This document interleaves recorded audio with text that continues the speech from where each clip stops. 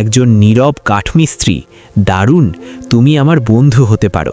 তবে তুমি কেন আমাকে কাটতে এসেছো? কি এমন দরকার তোমার? এবার নীরু মাটি থেকে একটি ছোট কাঠের ঘোড়া তুলে ধরল। ঘোড়াটি একপাশে একটু ভাঙা ছিল।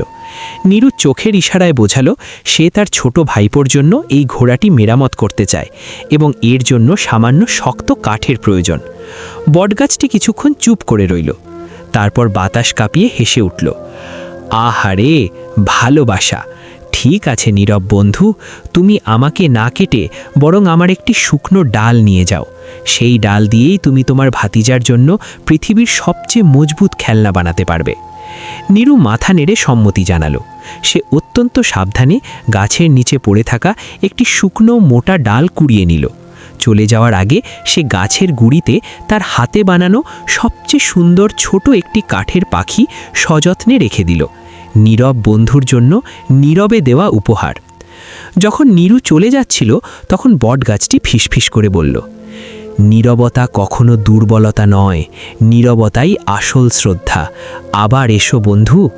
সেই দিন থেকে নীরু আর কারো সঙ্গে কথা না বললেও প্রতিদিন সে সেই বটগাছের নিচে গিয়ে তার তৈরি নতুন কিছু কাঠের জিনিস রেখে আসত, আর বটগাছটি নীরব কাঠমিস্ত্রির উপস্থিতি উপভোগ করত। শ্যামপুরের মানুষজন অবাক হতো কিভাবে নীরুর তৈরি জিনিসগুলো দিন দিন আরও বেশি জীবন্ত হয়ে উঠছে। এই গল্পটি কি আপনার ভালো লাগলো? অবশ্যই কমেন্ট করে জানাবেন।